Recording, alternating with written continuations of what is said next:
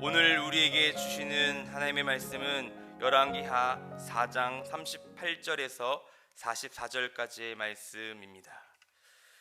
엘리사가 다시 길갈에 이르니 그 땅에 흉년이 들었는데 선지자들의 제자들이 엘리사의 앞에 앉은지라. 엘리사가 자기 사원에게 이르되 큰 솥을 걸고 선지자의 제자들을 위하여 국을 끓이라 하매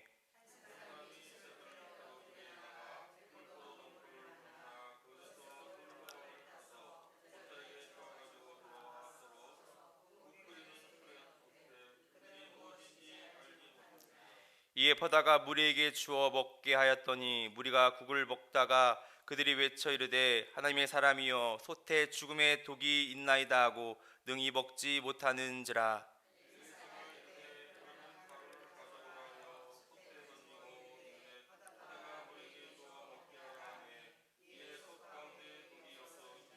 한 사람이 바알 살리사에서부터 와서 처음 만든 떡 곧 보리떡 20개와 또 자루에 담긴 채소를 하나님의 사람에게 드린지라.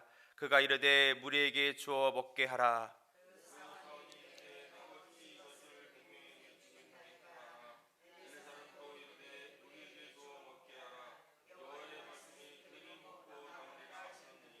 그가 그들 앞에 주었더니 여호와께서 말씀하신 대로 먹고 남았더라.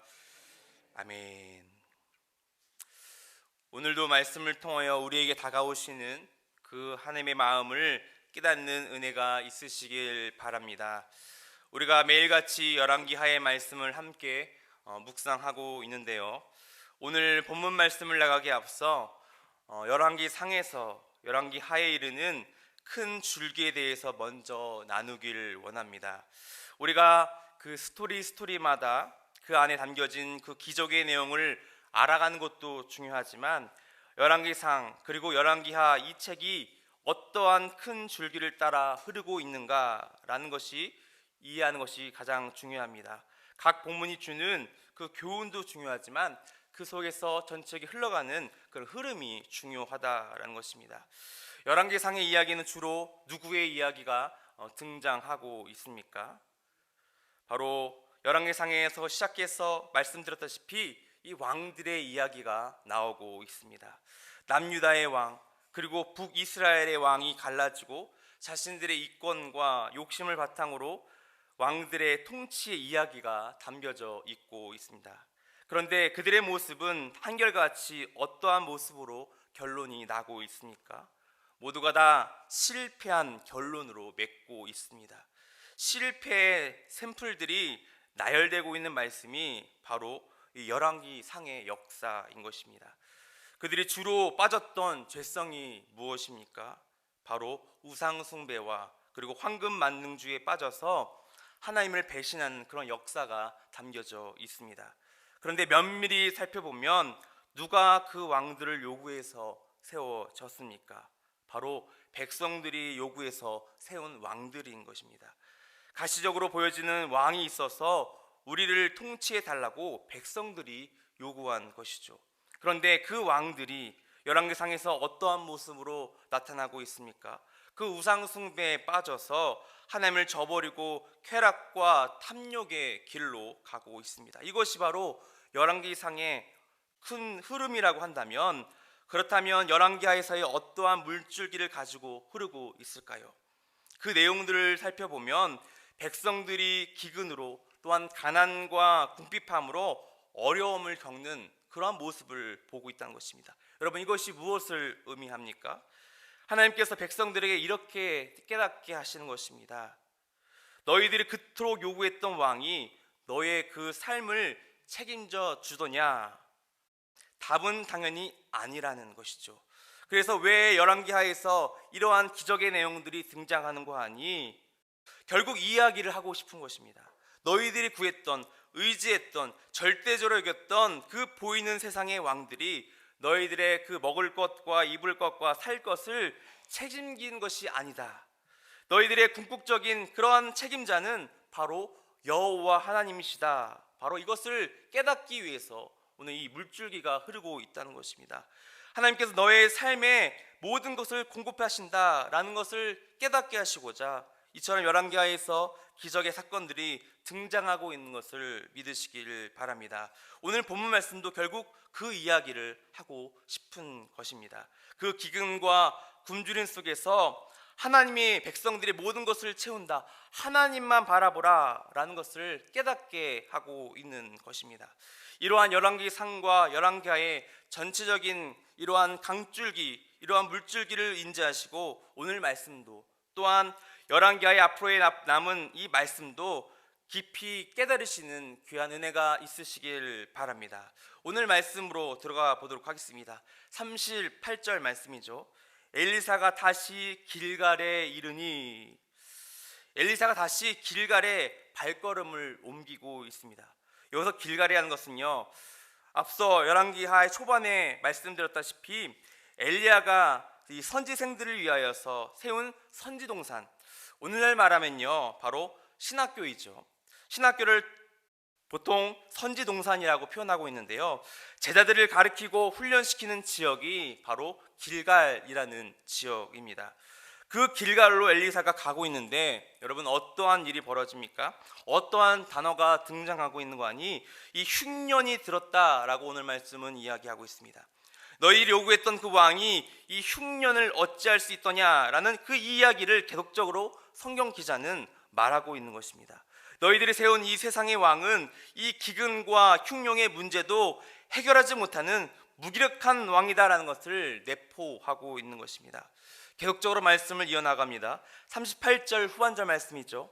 선지자의 제자들이 엘리사의 앞에 앉은지라 엘리사가 자기 사환들에게 이르되 큰 솥을 걸고 선지자의 제자들을 위하여 국을 끓이라 하매, 엘리사의 제자를 가르치는 것도 너무나 중요하지만 지금 겪고 있는 기근과 이 먹을 것을 입히고 먹히는 것을 가장 중요한 문제인 것입니다.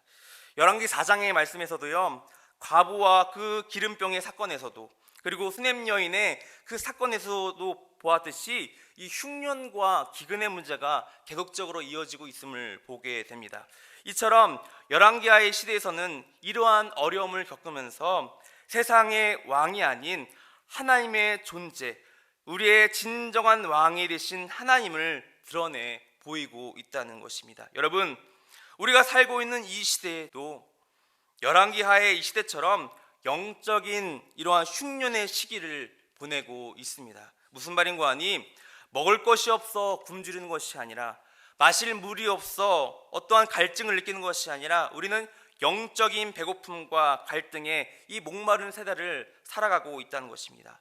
세상은요 하루와 다르게 변화되어져 있고요, 진리와 비진리를 구분할 수 없고요, 또한 이 세계와 이 시대는 두려움과 불안함 속에서, 그리고 전쟁과 갈등으로 우리가 하나님을 바라보지 못하도록 이러한 어둠의 세계로 가고 있는 것이 바로 우리의 시대인 것입니다. 영적인 장님으로, 영적인 문둥병자로 살아가고 있다는 것이지요. 이제는 우리의 제약을 넘어서 회복할 수 없는 단계가 되어져 우리는 영적으로 죽어져 가고 영적인 갈급함에 시달리고 있다는 것입니다.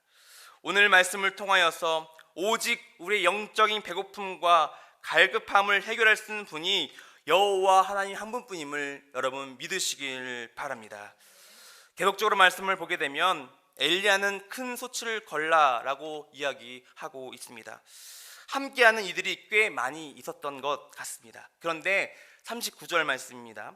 한 사람이 채소를 캐러 들에 나가 들포도 덩굴을 만나 그것에서 들호박을 따서 옷자락에 채워가지고 돌아와 썰어 국 끓이는 솥에 넣되 라고 나와 있습니다. 사랑하는 여러분, 우리가 오늘 주목해야 할 단어가 하나 있습니다. 그 단어가 무엇인가 하니 바로 한 사람이라는 단어입니다. 오늘 본문의 말씀 두 번째 사건에서도 42절 말씀을 보시면 이렇게 말씀하고 있습니다. 한 사람이라고 시작하고 있습니다. 우리는 이 시대에 한 사람이 필요하다는 것을 여러분 믿으시길 바랍니다. 여러분, 하나님의 일은요 일관된 공통점이 있습니다. 그게 무엇인가 하니 언제나 한 사람으로부터 하나님의 일이 시작된다는 것을 여러분 믿으시길 바랍니다. 하나님의 기적은 한 사람의 믿음을 통하여 펼쳐진다는 것입니다. 또한 하나님의 부흥은 다수의 사랑으로 바로 펼쳐지는 것이 아니라 철저하게 굽는 한 사람, 매일같이 눈물과 기도로 시작하는 그 한 사람부터 그 부흥이 시작된다는 것을 여러분 믿으시길 바랍니다. 오늘 본문에서도 이 한 사람이 등장하는데 두 번째 사건인 이 42절을 보시길 바랍니다. 한 사람이 바알 살리사에서부터 와서 처음 만든 떡 곧 보리떡 20개와 또 자루에 담긴 채소를 하나님의 사람에게 드린지라 그가 이르되 무리에게 주어 먹게 하라. 하나님의 사람 엘리야에게 찾아온 사람이 누구인지는 정확히 이야기하고 있지 않습니다. 그러나 지금 상황은 모두가 기근과 이러한 흉년으로 어려움을 겪고 있습니다. 그곳 사람들이 모두 흉년을 이겨내보고자 힘겨운 이런 사투를 벌이고 있다는 것이죠. 먹을 것이 없어 들호박으로 국을 끓이다가 먹다가 죽을 뻔한 이러한 상황인 것이죠. 이러한 상황 속에서 오늘 말씀 이 두 번째 사건에서 처음 만든 보리떡 20개와 한 자루 이 채소를 통하여 많은 이들이 먹고 마시는 또한 남게 되는 그런 하나님의 놀라운 기적을 얻게 됩니다. 한 사람이 가져온 이 양식이 넉넉한 양이 아니었습니다. 그런데 이 100명의 사람들을 다 먹고 부족함 없이 먹고 남게 되는 그러한 역사를 이루게 된 것입니다. 공간복음에 보면 바로 오병이어의 사건을 우리가 연상하게 됩니다. 이름 없는 한 사람이 구해온 이 보리떡 20개와 채소 한 자루에 이 양을 바로 오병이어의 사건처럼 바로 우리가 먹고 남게 되는 그러한 역사를 보게 된 것입니다. 이것이 바로 우리가 있어야 할 한 믿음임을 여러분 믿으시기를 바랍니다. 우리에게는 이러한 믿음의 사람이 필요하다는 것을 여러분 믿으시길 바랍니다. 영적 상태를 보면 오늘 말씀에서 길갈에 있는 모든 백성들이 흉년인 상태입니다.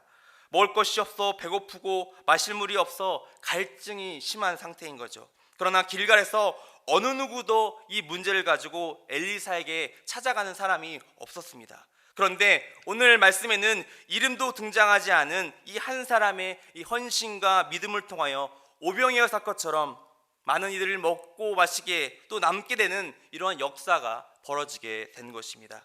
이처럼 하나님의 기적과 놀라운 역사는 한 사람의 믿음을 통하여 한 사람의 기도의 소리를 통하여 그 기적과 부흥이 일어난다는 것을 여러분 믿으시길 바랍니다. 우리 소망의 공동체도 우리 모두가 다 한 사람의 기도자가 되어져서 믿음의 기적들을 경험하시는 저와 여러분들의 삶이 되시길 간절히 바랍니다. 두 번째, 여호와의 말씀이 우리를 해결하는 분임을 여러분 믿으시길 바랍니다.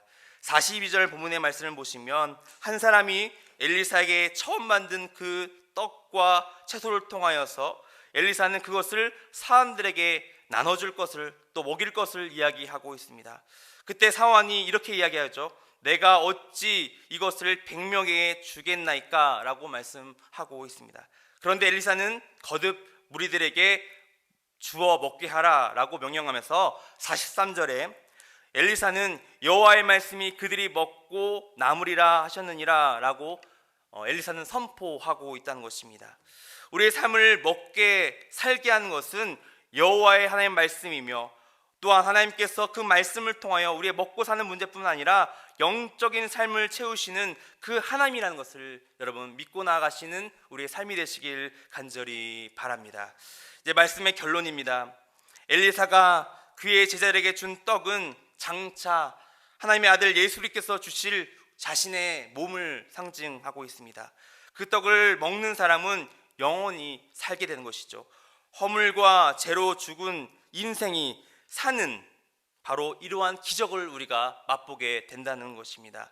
왜 예수님께서 오병이어 사건을 통하여 자신이 생명의 떡이며 그 떡을 먹는 사람이 영원히 살 것이라고 말씀하고 있습니까? 우리의 인생에 먹고 사는 문제는 바로 예수 그리스도 안에 있으며 또한 우리가 예수 그리스도로 말미암아 우리 영적인 배고픔과 갈급함을 채우는 분이 여호와 하나님 한 분뿐이라는 것을 여러분 믿으시기를 바랍니다. 여러분 오늘 말씀을 통하여서 우리가 누군가에게 이 보리떡과 채소 한 자를 내어주는 그러한 한 사람이 되어야 되는 이러한 믿음의 사람이 되시기를 간절히 바랍니다.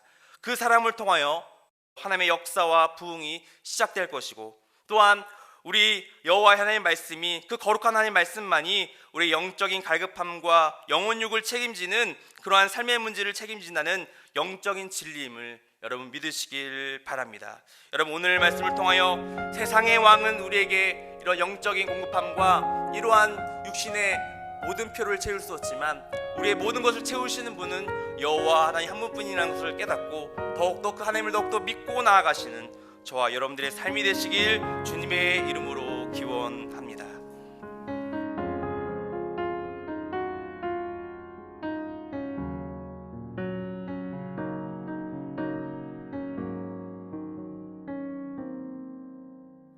고단한 인생길 힘겨운 오늘도 예수 내 마음 아시네. 지나간 아픔도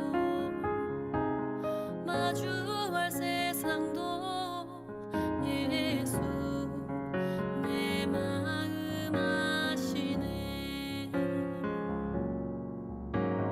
하루를 살아도 기쁨으로 가리 예수 늘 함께 하시네. 후회도 염려도 온전히 맡기리 예수 늘 함께 하시네. 믿음의 눈 들어 주를 보리 이 또한 지나가리라. 주어진 내 삶의 시간 속에 주의 뜻 알게 하소서. 하루를 살아도 기쁨으로 가리 예수 늘 함께 하시네. 후회도 염려도 온전히 맡기리 예수 늘 함께 하시네. 믿음의 눈 들어 주를 보리 이 또한 지나가리라. 주어진 내 삶의 시간 속에 주의 뜻 알게 하소서. 믿음의 눈 들어 주를 보리 이 또한 지나가리라. 주어진 내 삶의 시간 속에 주의 뜻 알게 하소서.